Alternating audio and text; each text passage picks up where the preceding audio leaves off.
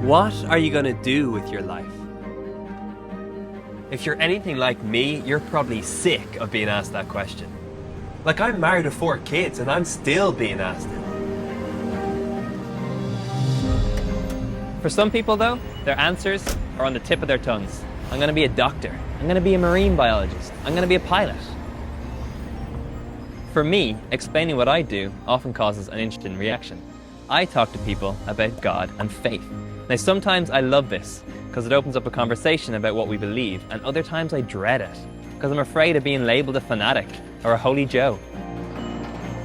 The arguments made against the existence of God are everywhere. Books, websites, and all sorts of people can be quite vocal about it. I want to present the other side of the story and start an honest conversation about questions of faith and belief that we all struggle with. So let's start with a question. How did we get here? Or better yet, how did all this get here? Did someone or something create all of this, or did it start by itself? Is it possible that the universe has always just been here, with no start and with no end? These questions have been puzzling philosophers and challenging scientists for thousands of years. Take Plato. He was one of the most influential thinkers in history. He argued that if you see something moving, then something must have moved it, and that if you traced every movement back in time, you would find the source of all movement. Say you're at home, looking at your window, and you see a ball come flying towards you. Do you assume that the ball has just always been in motion, just bouncing around the cosmos? Or worse, the ball comes crashing through your window. Will your first thought be, wow, I guess the ball was just always moving? No, that would be mad.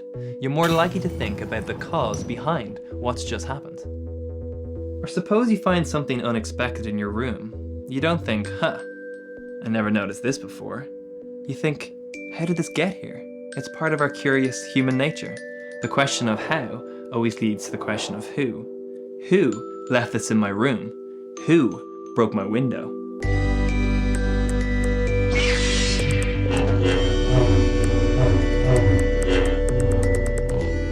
Let's consider a much bigger ball in motion, like our planet. Our beautiful green and blue rock travels through space at 67,000 miles per hour, rotating at 1,000 miles per hour. So here's the question. What or who kicked this off? What keeps it going? The Bible opens with these 3 words, in the beginning. 3 simple words loaded with meaning. It's a statement that our universe had a beginning. But does this line up with what scientists have discovered about why our universe came to be? Early in the 1900s, Edwin Hubble of telescope fame contributed greatly to the scientific theory of an expanding universe. Hubble argued that not only is the universe expanding, but that it sprang into being from a single point in the finite past. Scientists used to assume that the universe had always just existed. Scientists like Hubble now show us that the universe had an initiation event or starting point. My point though is that if the universe had a beginning, it's fair to suggest that something caused it, and that this powerful creative force must be beyond the universe itself.